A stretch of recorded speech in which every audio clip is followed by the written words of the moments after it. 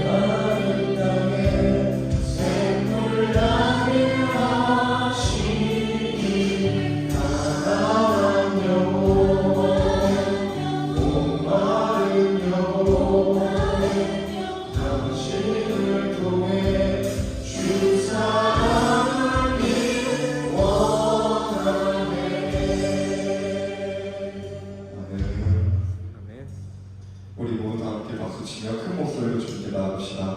주의 친절한 팔에 앉으세요. 함께 찬양드립시다.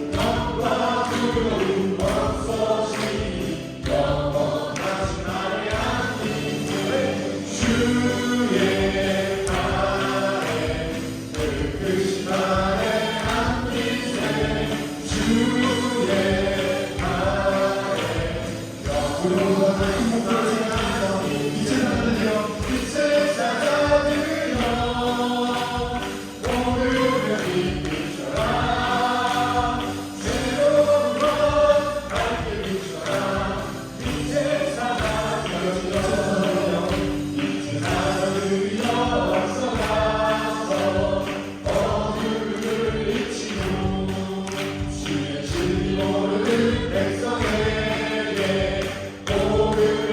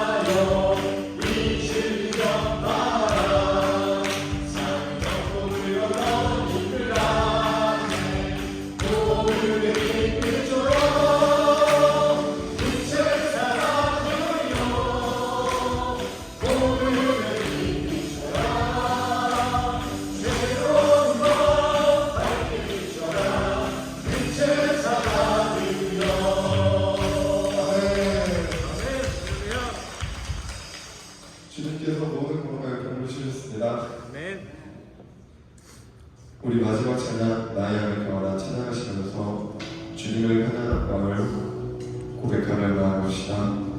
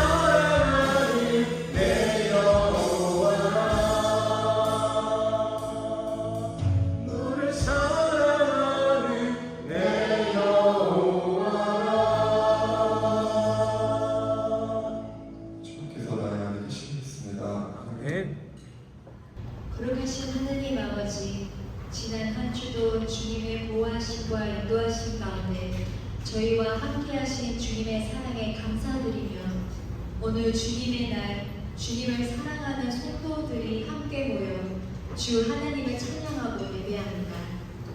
오직 예수 그리스도의 십자가의 보혈의 능력만 의지하여 주님께 예배드리길 소망하며 우리를 죄와 죽음으로부터 구원하시는 예수 그리스도만이 우리의 구원자이심을 고백하는 시간이 되기를 원합니다.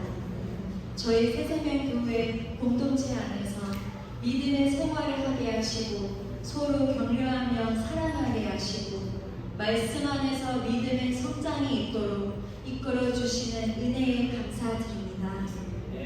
오늘 말씀을 전하실 이성훈 목사님께 주님의 사랑과 은혜를 더하셔서 하나님이 주신 사명을 넉넉히 감당할 수 있도록 영육 간의 강건함을 더하여 주시길 기도합니다.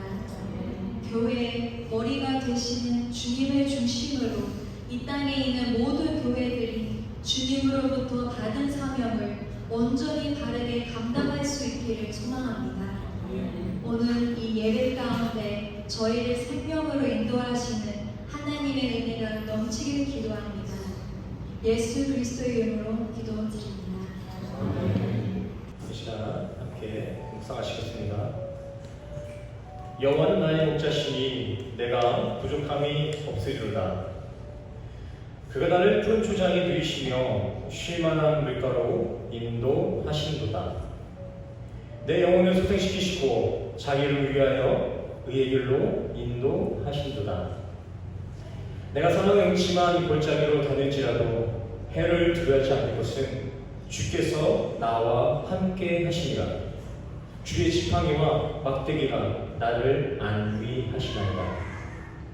주께서 내 원수의 목전에서 내 상을 베푸시고 기름으로 내 머리에 바르셨으니 내 잔이 넘치나이다. 나의 평생의 선하심과 인자하심이 정녕 나를 따르니 내가 여호와의 집에 영원히 거하리로다. 아멘. 우리 집은 다 같이 일어나셔서 사도신경으로 신앙 고백하며 나아가시겠습니다. 앞에 나와 있는 PPT 참조하셔서 한 구절 한 구절 기도하는 마음으로 사도신경 함께 고백하시겠습니다. 전능하사 천지를 만드신 하나님 아버지를 내가 믿사오며 그 외아들 우리 주 예수 그리스도를 믿사오니 이는 성령으로 잉태하사 동정녀 마리아에게 하시고 본디오 빌라도에게 고난을 받으사 십자가에 못 박혀 죽으시고 장사한 지 사흘 만에 죽은 자 가운데서 다시 살아나시며 하늘에 오르사 전능하신 하나님 우편에 앉아 계시다가 저희로서 산자와 죽은 자를 심판하러 오시리라. 성령을 믿사오며 거룩한 공회와 성도가 서로 교통하는 것과 죄를 사하여 주시는 것과 몸이 다시 사는 것과 영원히 사는 것을 믿사옵나이다. 아멘. 모두 접속해 주시기 바랍니다. 오늘도 교회에 모이신 우리 성도님들을 주님의 이름으로 환영하고 축복합니다. 새생명교회 예배 시간은 주일 오전 11시 한 차례 드려지고 있고 목요 예배 시간은 목요일 오후 7시 30분에 드려지고 있습니다. 10분 정도 미리 오셔서 오늘의 말씀을 묵상하시고 또 예배를 기대하는 마음으로 기도로 순서를 준비해 주시길 바랍니다. 또 예배 이외에도 신방이나 성경 공부가 필요하신 성도님들은 교회로 연락 주시길 바랍니다. 교회 번호는 주보 뒤편에 준비되어 있습니다. 지금은 QR코드를 사용하고 있죠. 주일 대표기도 순서가 매달 교회 주보에 업데이트되고 있습니다. 순서를 미리 확인해 주시고 기도로 각자 같은 순서를 준비해 주시기 바랍니다. 새생명교회 주보가 지금 QR코드로 사용되고 있습니다. 앞에 나와 있는 QR코드 지금 인식하셔도 괜찮고요. 그 책상을 펴보시면 그 책상 오른쪽 하단 부분에 QR코드가 있을 건데 핸드폰 카메라를 그 QR코드로 갖다 대면은 자동으로 이제 주보가 나올 거예요. 성도님들 종이 주보 없으니까 다 같이 모바일로 참여해 주시기 바랍니다. 네, 새생명교회 유튜브 채널이 있습니다. 이민 사회다 보니까 매주 같이 예배드리는 게 쉽지가 않잖아요. 그래서 유튜브 채널을 개설했습니다. 예배에 함께 참여하지 못한 경우가 있으신 분들은 댁에 돌아가셔서 새생명교회 예배에 함께 참여해 주시고 또 제 말이 너무 빨라서 못 들으신 분들은 유튜브 들어가면 0.5배속 이런 거 되거든요. 천천히 해서 다시 한번 들어주시길 바랍니다.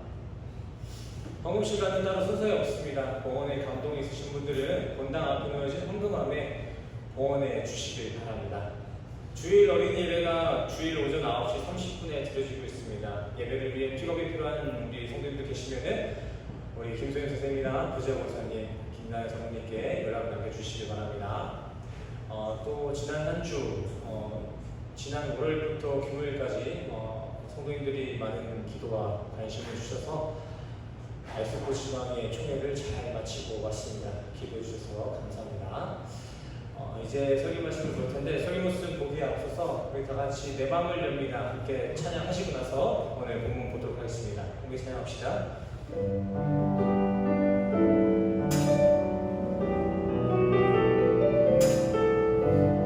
우리 가운데 함께하여 주시옵소서라는 고백 가지고 함께 찬양합시다. 사랑의 예수님, 사랑의 예수님, 나를 찾아오셔서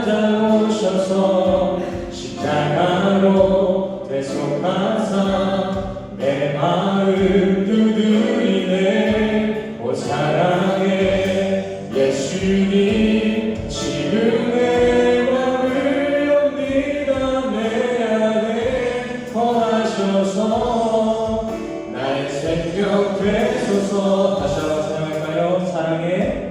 사랑의 예수님, 나를 찾아오셔서 십자가로 대속하사 내 마음 두드리네.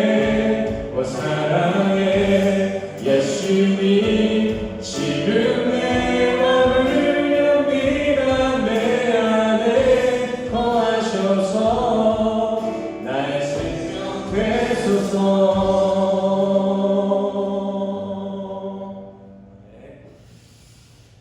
우리 본 말씀 함께 보도록 하겠습니다.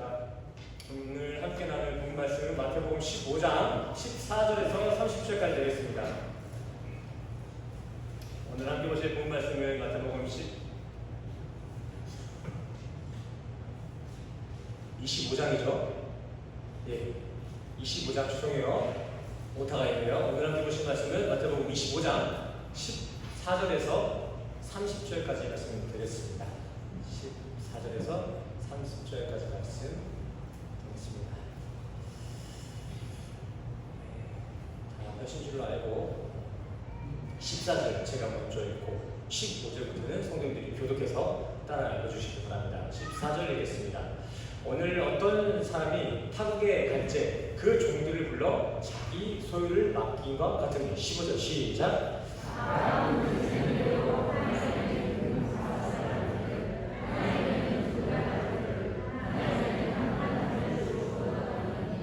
다섯 달란트 받은 자는 바로 가서 그것으로 장사하여 또 다섯 달란트를 남기고,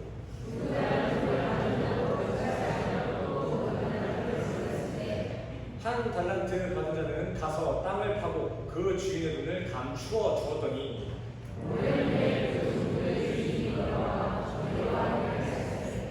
다섯 달란트 받았던 자는 다섯 달란트를 더 가지고 와서 가는데, 주여 내게 다섯 달란트를 주셨는데 보소서 내가 또 다섯 달란트를 남겼나이다.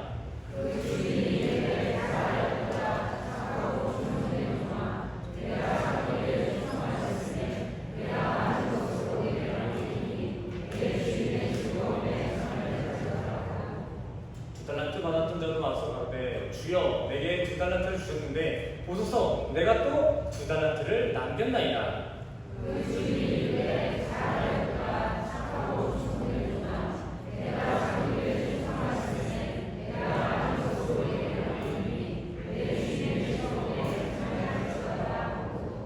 한 달란트를 받았던 자도 와서 가로되 주여 당신은 굳은 사람이라 심지 않은 데서 거두고 해치지 않은 데서 모으는 줄을 내가 알았으므로,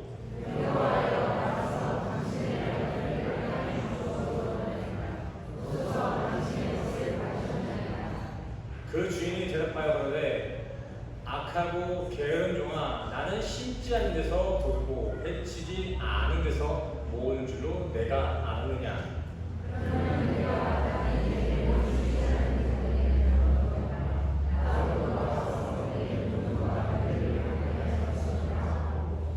그에게서 그 한 달란트를 빼앗아 열 달란트를 가진 자에게 주어라.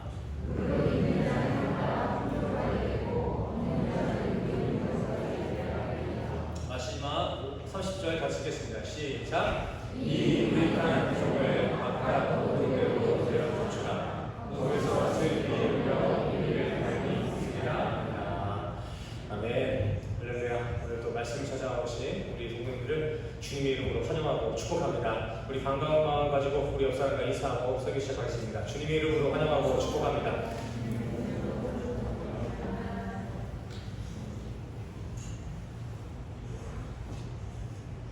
네, 주님의 이름으로 환영하고 축복합니다. 또 오늘은 특별히 2년 넘게 항암 치료를 하시다가 이제 회복이 되셔서 유재성 선생님께서 다시 필리핀에 돌아오셨습니다. 우리 환영의 박수 한번 쳐주세요.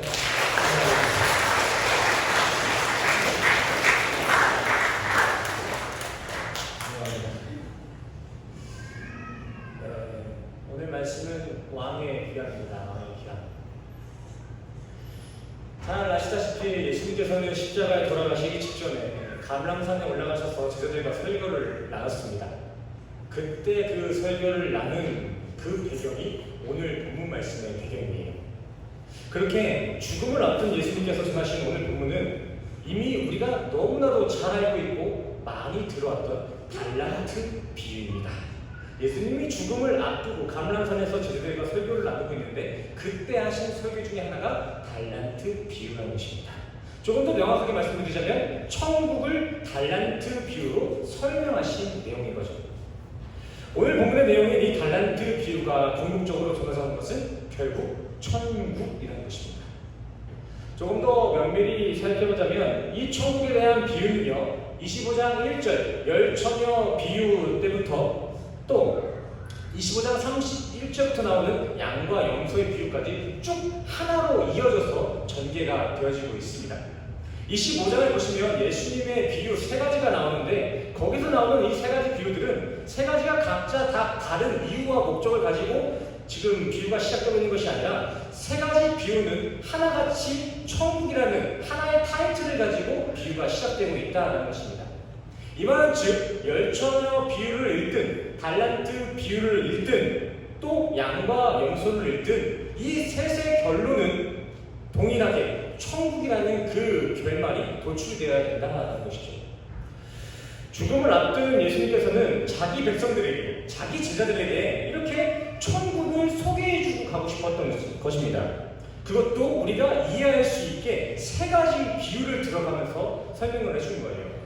우리 인간은 그 하늘의 질서를 이해하기 어려운 땅의 질서 속에 살고 있기 때문에 그 하늘의 질서를 이 땅의 질서, 그 비유로서 설명을 해주시는데 그것도 이해하기 힘들까봐 세 가지 비유로서 그 천국을 설파해 주셨다라고 생각해 주시면 될 것 같습니다. 그렇게 천국에 대한 비유는 이렇게 시작됩니다. 이미 읽었지만 다시 한번 읽겠습니다. 14절과 15절 읽겠습니다. 시작.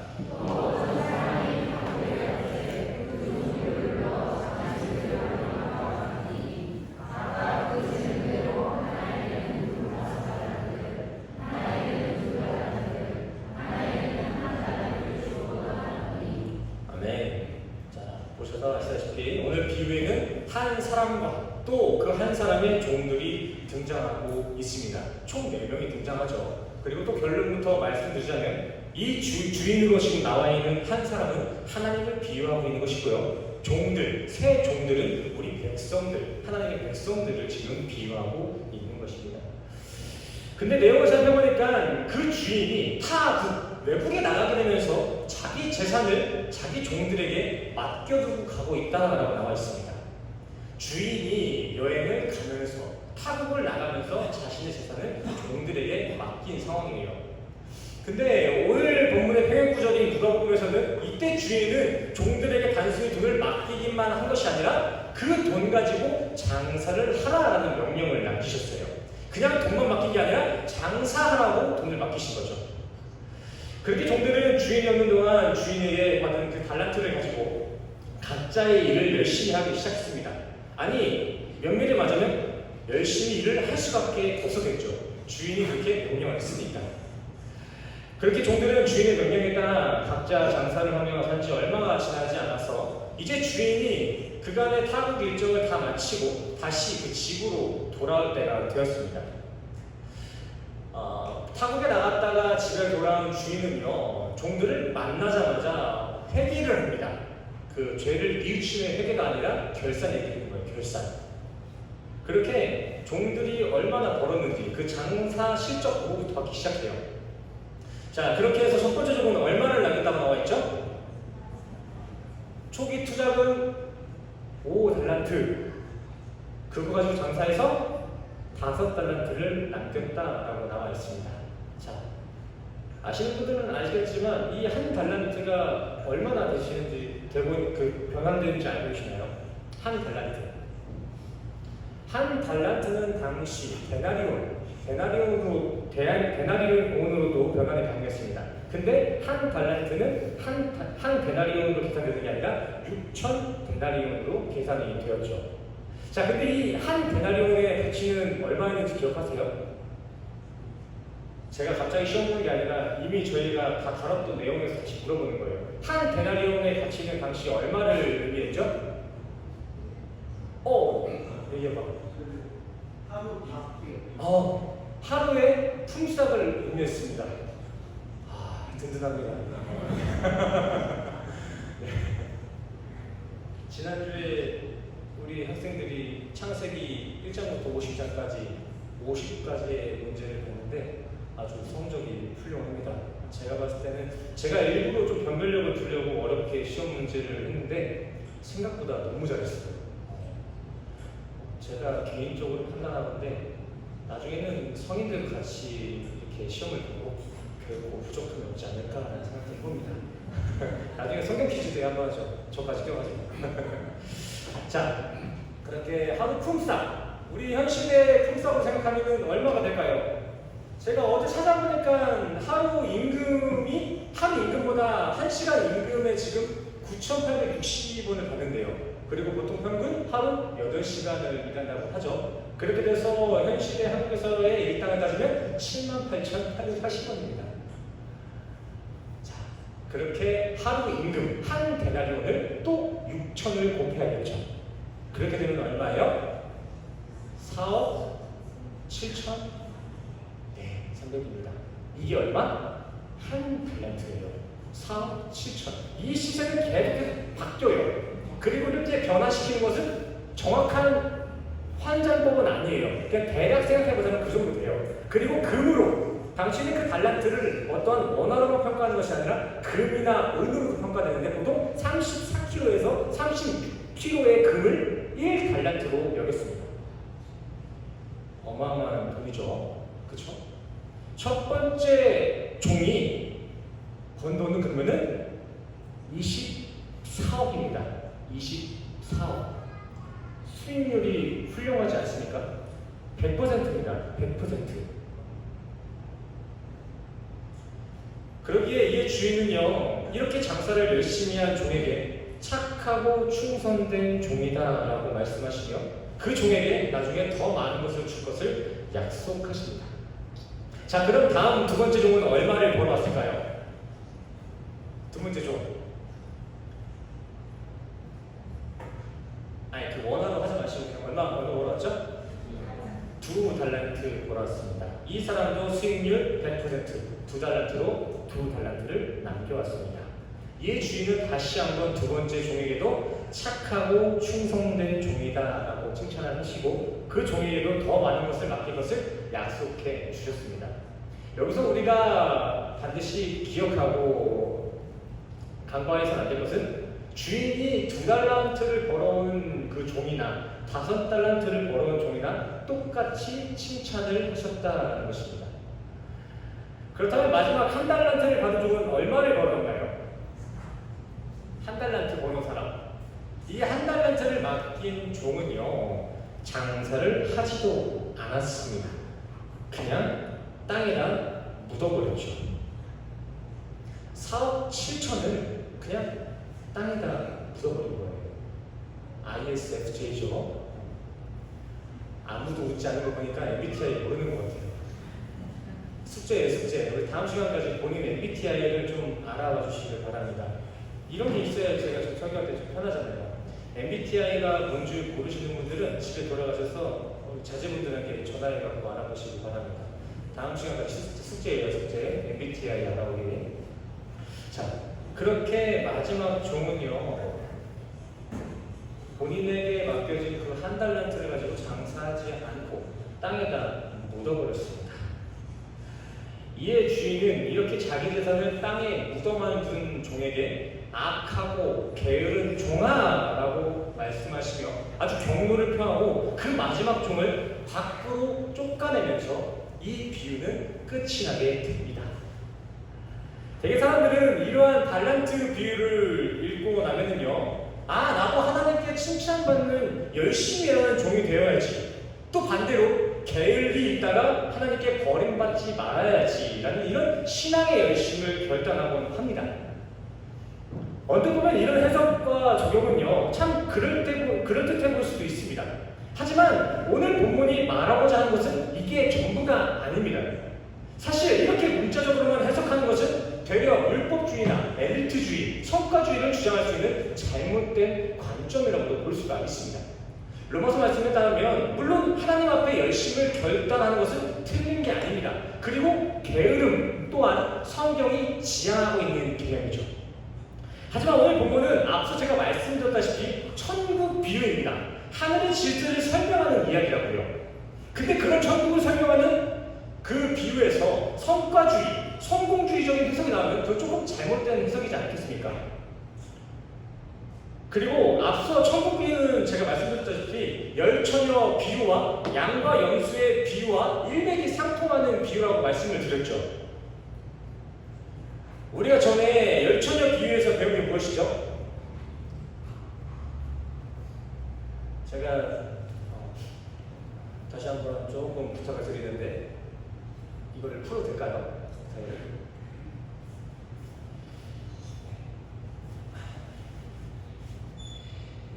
젊어서 그래요, 젊어서. 혈기가 너무 좋아서.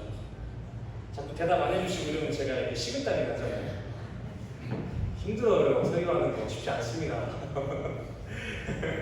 자, 우리가 지난번에 열처녀 비유를 공부하면서 배운 게 뭐예요? 이거 더 벗을까요? 열처녀 비유 통해서 배운 게 뭐예요? 땀 엄청나요, 사실. 열처녀 통해서 배운 게 뭐죠? 잠자지 말고 항상 깨어있어라 이거였나요? 남보다 잘해서 남보다 잘지 말고 열심히 해가지고 구원받자가 결론이었나요? 아니죠. 이때 구원받은 여자들은요, 뭘 열심히 하다가 구원받은 것이 아닙니다. 25장 5절 말씀으로 나와 있듯이 미련한 여자 5이나 구원받은 슬기로운 여자 5이나 똑같이 다 자고 있었습니다. 뭘 하고 있다가 구원받은 게 아니에요. 안 자고 있어서 구원받은 거 아닙니다. 똑같이 다 자고 있다가 신랑이 온 거 알고 번떡 일어나가지고 그 기름, 그 성령을 의지하여 나아가서 잔치집에 들어간 것이 열처녀 비유의 내용이죠. 이렇게 행위가 아닌 철저히 성령을 의지하여 값없이 구원받는 그 구원의 그림을 비유로 그려낸 것이 열처녀 비유의 내용이었습니다. 아멘이십니까? 네.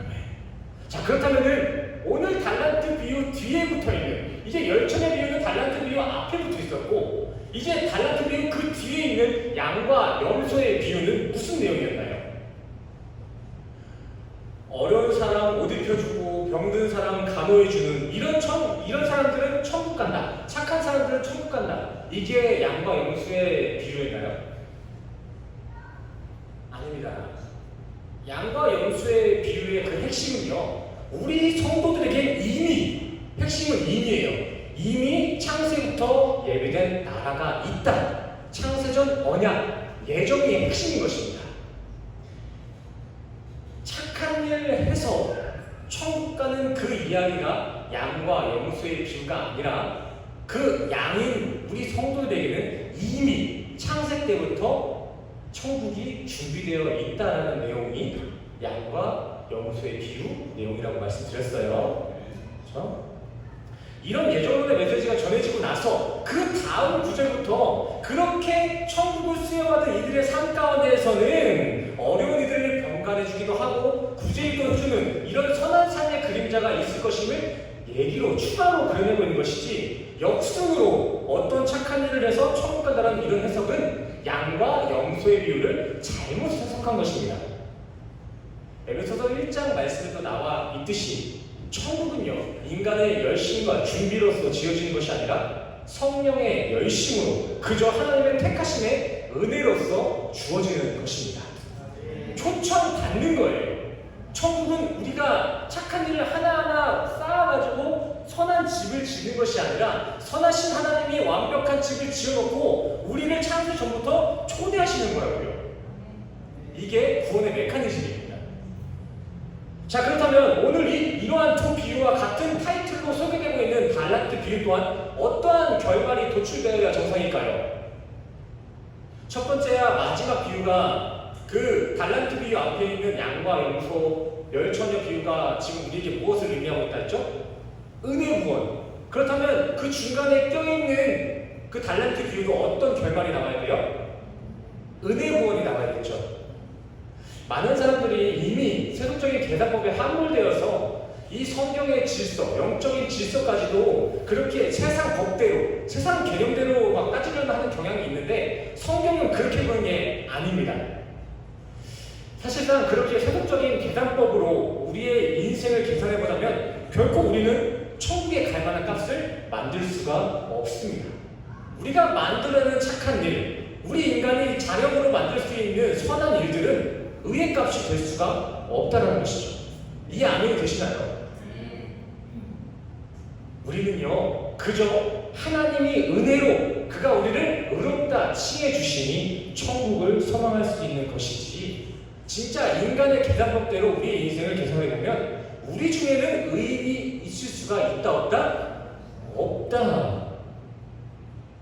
자, 이렇게 제가 말씀을 드리면 이 중에서 또 그렇다면 왜 주인은 수익률 100% 나온 두 종만 칭찬한 거냐고 물어볼 수 있는 사람이 있을 수도 있습니다. 근데 한번 잘 보세요. 아까도 미리 말씀드렸지만 24억을 벌어온 첫 번째 종이나 9억, 그 2달란트를 벌어온 종이나 그 주인은 똑같이 그 둘을 칭찬하십니다.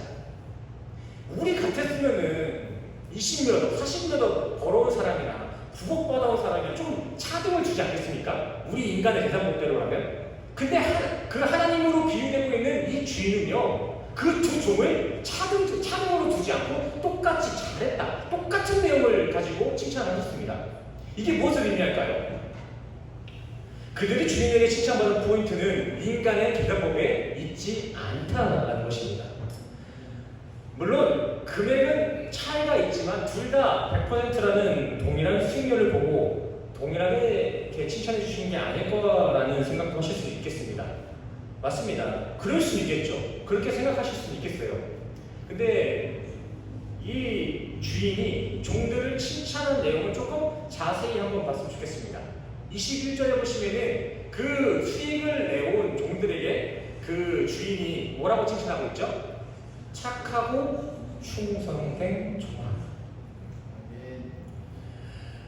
여기서 착함으로 번역되어 있는 단어는 헬라어 아가도스라는 단어입니다. 이 아가도스가 뭐죠? 많이 들었죠? 아가도스, 선하심, 하나님의 신실하심을 의미하는 단어가 저 착함의 아가도스입니다. 근데 이 아가도스의 선은 누구에게만 해당되는 개념이라고 제가 말씀드렸죠? 성경에서의 이 선은 하나님에게만 해당되는 단어입니다. 하나님에게만. 아멘이십니까? 네. 선, 이 신실함은 하나님만의 성품이에요. 그래서 본래 우리 인간은 선할 수도 없고 착한 일을 할 수도 없는 것입니다. 왜요? 오직 그분만 선하시고 그가 하는 일만 선하고 착한 일이 되기 때문이죠. 근데 하나님은요, 가끔 우리 인간에게도 우리 인간을 선하다 여겨주시고 의롭다 여겨주실 때가 있습니다. 성경에서는 어떨 때 우리 인간에게 의롭다, 선하다 칭찬하시나요? 이 선이라는 건 하나님만의 개념인데 하나님은 그 자신만의 그 성품을 너에게도 있다라는 이런 칭찬을 해주실 때가 있다고요. 언제 그래요? 선하신 그 하나님과 연합되어질 때, 하나님의 선하심에 기생할 때, 하나님의 착한 공로에 의해서 그의 영향력에 의해 우리의 삶 또한 선하고 의롭게 여김받는다라고 지금 얘기하고 있습니다.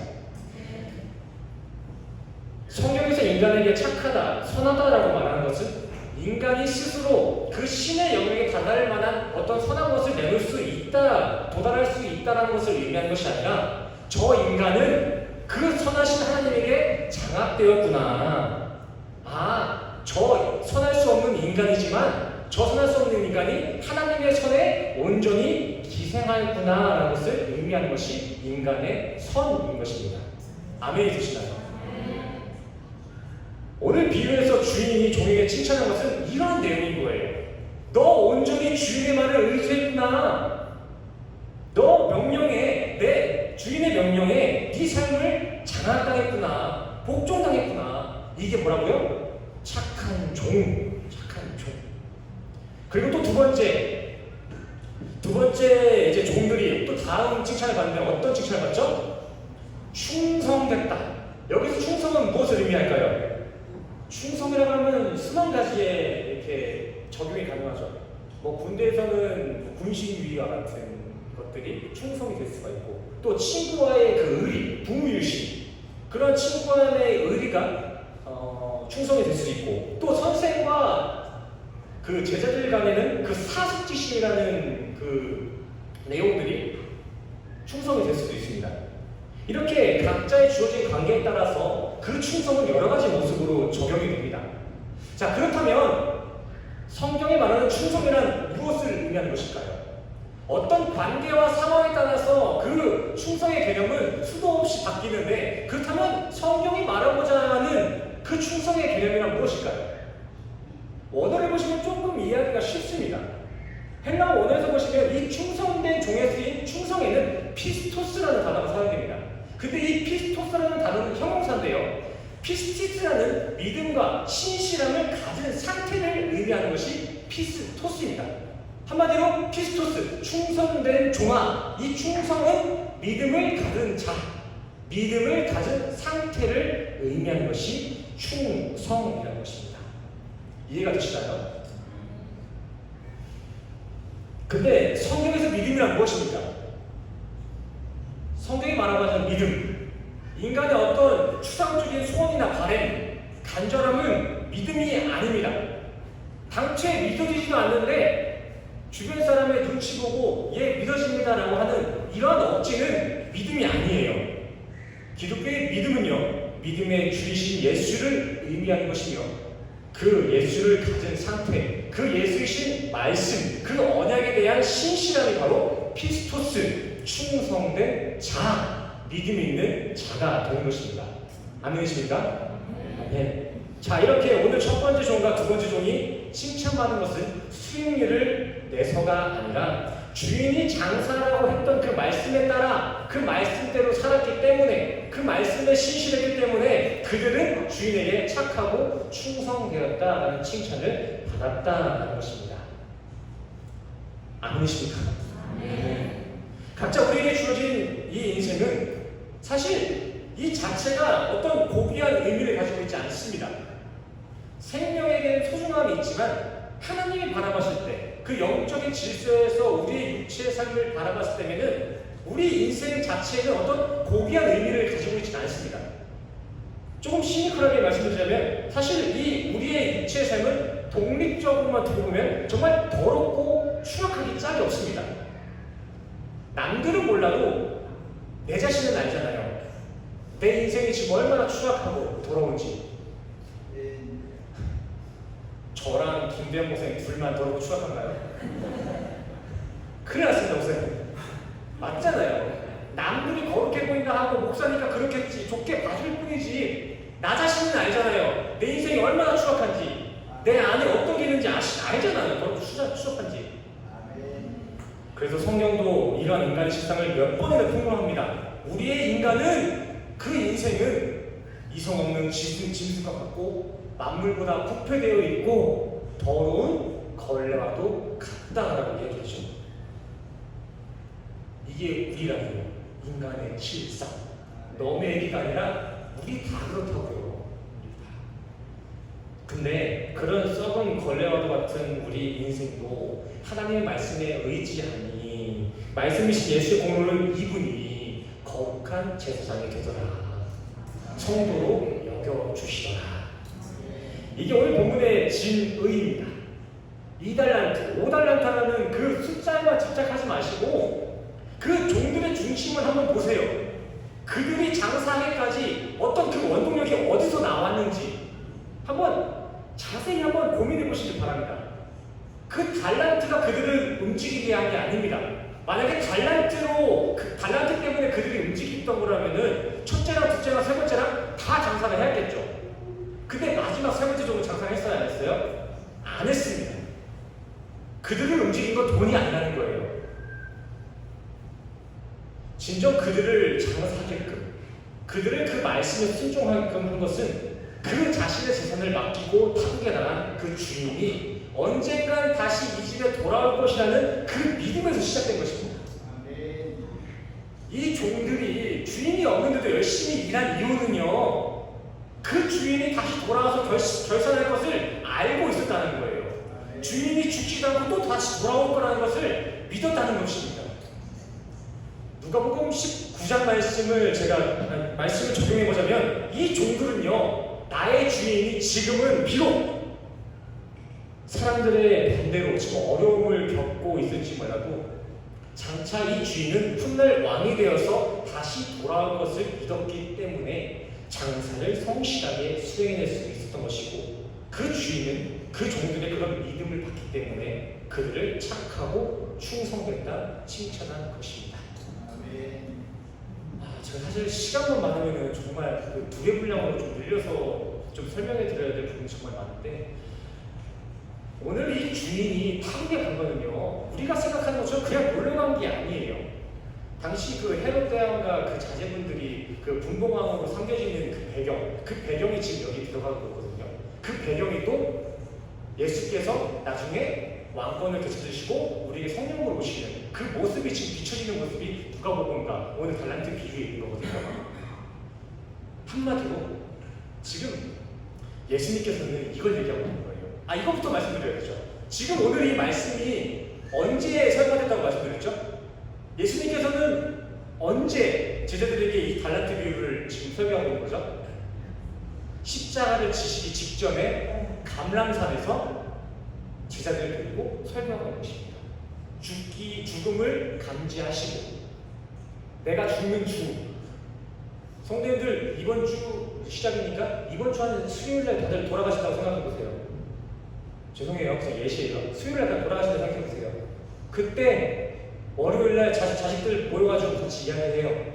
어떤 이야기 하시겠습니까? 어떤 이야기? 예수님께서 오늘 이 이야기를 하신 거예요. 이게 무엇을 의미합니까? 나는 비록 며칠 후 그 인간들의 핍박으로 십자가에 못 박혀 너희들의 곁을 잠시 떠나갔겠지만, 나는 나의 왕권을 다시 찾아 너희에게 돌아올 것이다. 그때 나는 너희의 믿음을 볼 것이다. 성도여, 왕으로 다시 오실 예수를 고대하며 각자에게 맡겨진 사명을 충성하라. 천국이 바로 그러한 너희의 것이다. 이 내용이 바로 오늘 비유의 진의인 것입니다. 그래서 다시 오실 주인을 신뢰하지 않고 그저 자기 판단대로 자기 손에 하나 안 보려고 주인의 재산을 땅에만 묻어놨던 그 종을 주인께서는 게으르고 악하다 혼을 내보는 것입니다. 그리고 이 종의 재산은 모두 몰수되어서 칭찬받았던 종들에게 몰빵을 해주죠. 천박하죠, 죄송해요. 몰아줘요. 장사 안 했어? 그러면은 그 투자했던 그 금액 다 가져와. 그 투자했던 금액을 다시 회수해서 되려 있는 자에게 더 투자를 해주십니다. 근데 여기서 우리가 오해하시면 안 되는 부분이 정말 많아요. 이거는 단순히 잘못한 사람은 벌받고 다 뺏기고 잘한 사람은 추가로 복을 더 주겠다라는 말씀이 아닙니다. 하나님의 선에 대한 충성, 그 믿음이 없는 이들에게 그의 모든 것이 무가치가 될 것이지만, 하나님의 충성 가운데 있는 이들은 그 하나님의 무한하심에 의해 더욱이 풍족함을 누리게 될 것이니 바로 오늘 달란트 비유의 내용인 것입니다. 제가 지난주 끝나기 직전에 산수로 예를 들어드렸죠. 기억나시나요?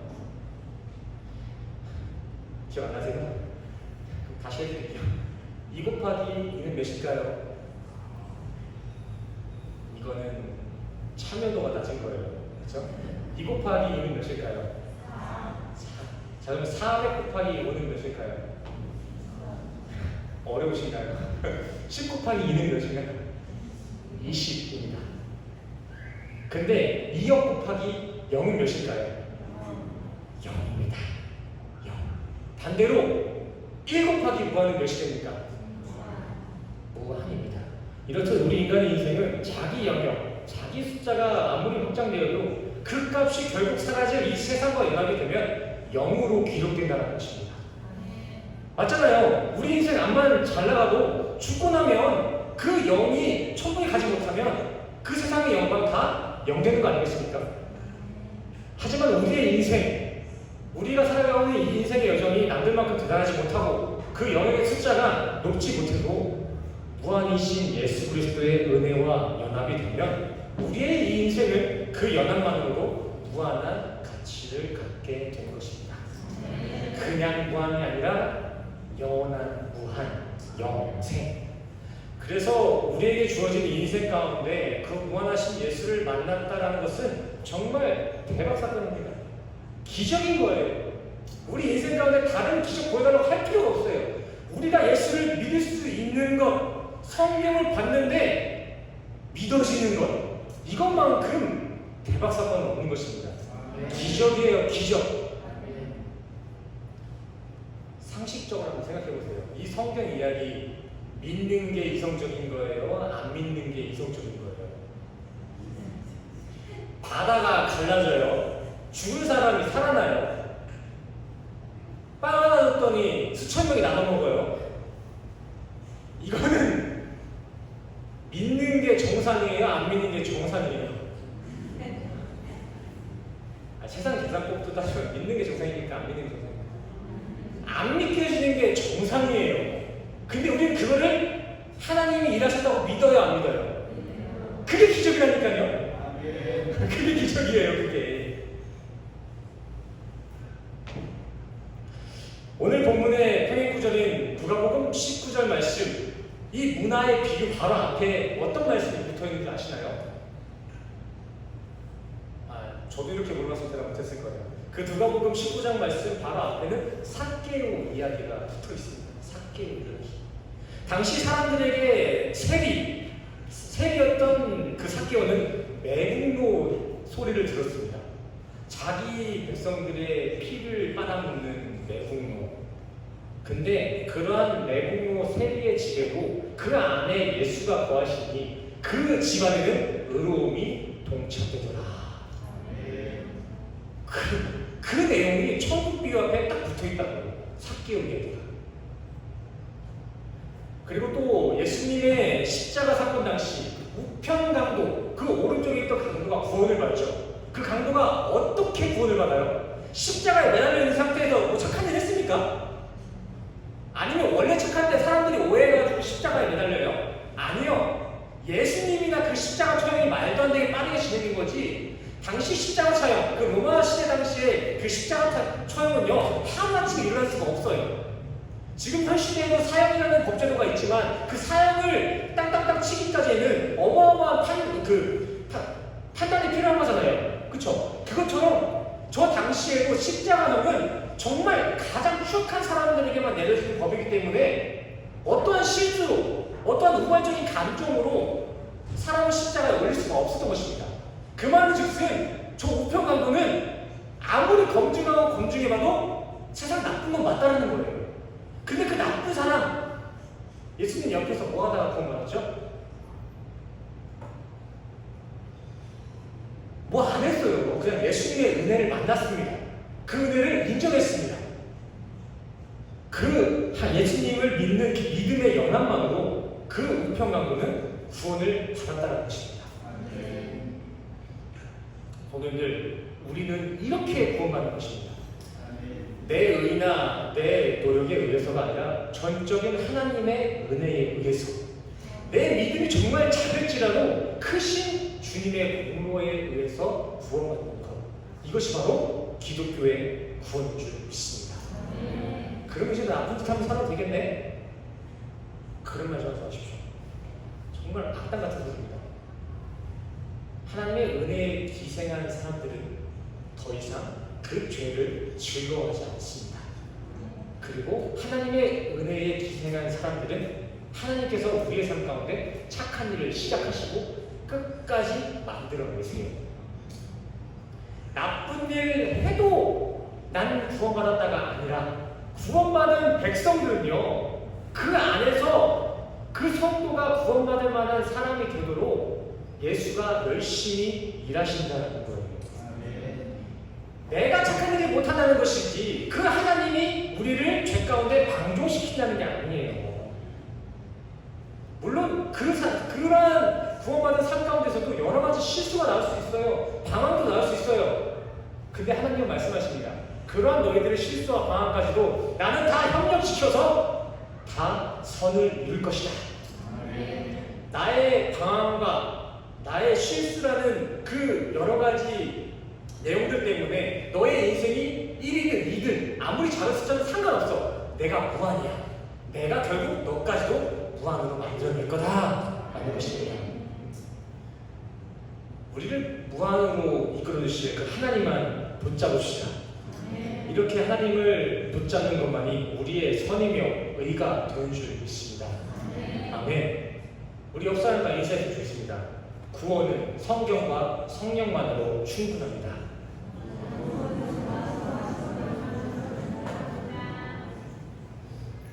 조금 투박하게 다시 한번 할까요? 예수 믿으면 장땡입니다. 네. 믿기지 않아도 믿겨지는 게 기초죠. 감사하며 삽시다. 충성하며 사시고요. 이렇게 세상 성공과 성과보다 성령과 성경이 우리 성도들의 최고의 가치가 되기를 간절히 소원합니다. 아멘. 오늘 말씀을 여기서 마치도록 하고요. 우리 시간 우리에게 허락하신 이 말씀을 통해 우리가 느끼는 감동을 가지고 또 우리가 가지고 있는 기도 제목을 가지고 우리 이 시간 함께 찬양하고 기도할 시간 갖겠습니다. 먼저 가장 귀한 상 함께 찬양하시고 우리 믿음의 고백을 주님 앞에 기도로 나눕시다.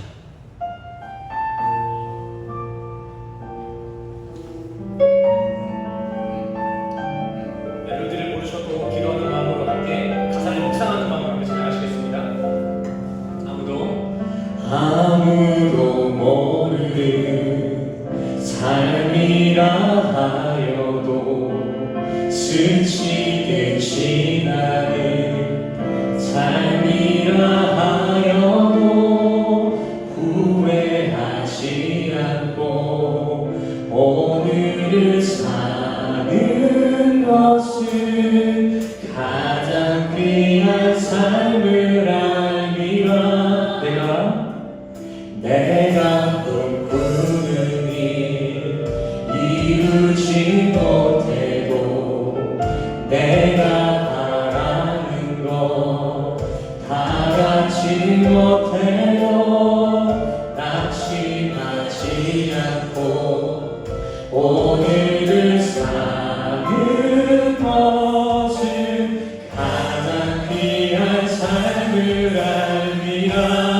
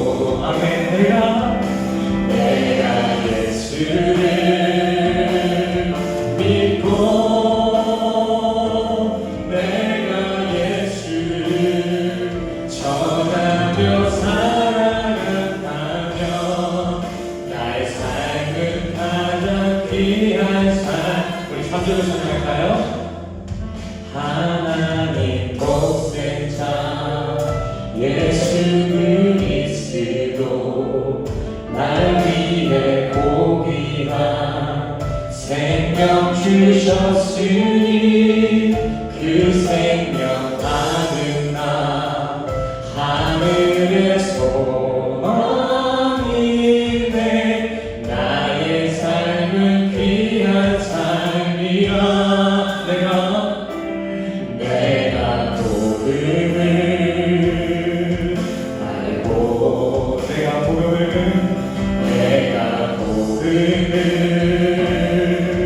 믿고 내가 복음을 전하며 살아간다면 나의 삶은 가장 귀한 삶이라. 내가 예수를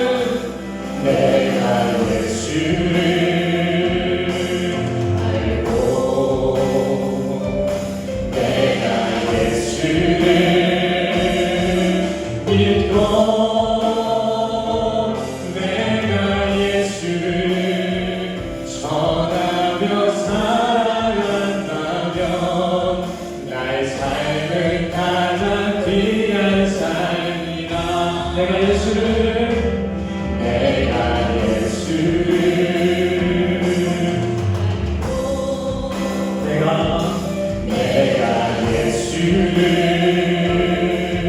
믿고 내가 예수를 전하며 살아간다면 나의 삶은 우리 시간 이름을 가지고 주님 앞에 감사기도하며 나아갑시다. 주님을 아는 것이 나의 가장 귀한 일입니다. 주님의 자녀로 살아가는 이것이야말로 우리 인간의 최고의 행복입니다라는 이 감사의 몸을 가지고 주님 앞에 기도하며 나아가시겠습니다. 기도하시겠습니다.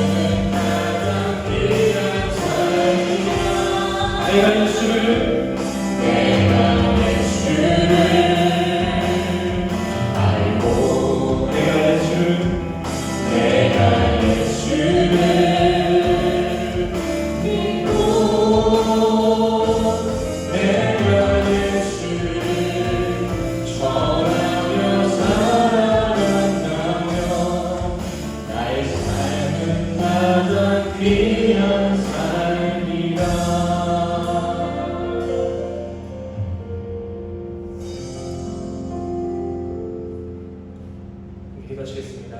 사랑하는 주님, 우리 각자에게 귀한 생명 주심에 감사를 드립니다. 우리에게 주어진 이 생명, 결국 사라질 세상 것들이나 체험하는 헛된 인생 되지 않게 하시고 단 하루를 살더라도 온전히 당신의 선을 닮아내며 당신의 선하심을 닮아가는 영생의 시간으로 우리 성도들을 인도하여 주시옵소서. 또한 이 시간 우리가 누리는 이 인생의 모든 것들은 본래 아버지의 것임을 인정하는 마음을 고백하고자 우리에게 주어진 것들의 일부들을 거룩히 구별하여 주님이 사랑하는 말씀 공동체 앞에 봉헌을 합니다. 드려지는 이 봉헌 아버지의 방법으로 선하게 사용되게 하시고 드리는 이들의 손길 가운데 더욱 풍성한 드림을 허락하여 주시옵소서. 면목 없이 은혜만 기생하는 우리의 작은 믿음 또한 결국 합력하여 선을 이루실 줄 믿사오며 예수 그리스도의 이름으로 간절히 기도드렸습니다. 아멘. 할렐루야. 우리 주간 마지막으로 다 같이 일어나셔서 기대 찬양 함께 찬양하시고 축도로 예배를 나가도록 하겠습니다. 먼저 기대 함께 찬양하시겠습니다.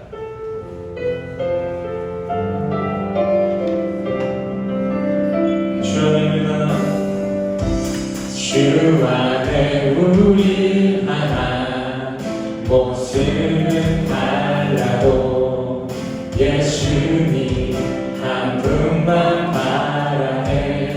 사랑과 성결으로 서로를 격려해 단수함으로 모두 가리 주님 우리 안에 함께 하시니 형제자매의 기쁨과 슬픔 느끼네. 내 안에 있는 주님 모습 보네. 그분 기뻐하시네. 믿음으로 함께 고백합시다. 주님 우리 통해 계획하시니 부족한 입술로 찬양하게 하시니 주님 우리 통해 계획하시니 너를 통해 하시니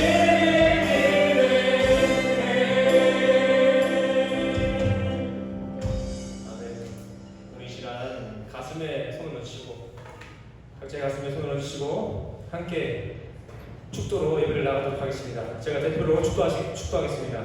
축도하시겠습니다. 지금은 우리 주 예수 그리스도의 은혜와 십자가로 확증하신 주님의 은혜와 사랑과 하나님의 영이신 성령님의 교통하심이 오늘 이 시간 내 의나 노력이 아닌 하나님의 선만을 의지하며 기생하는 우리 모든 성도님들의 머리머리 위에 지금으로부터 영까지 되시기를 간절히 축원합니다.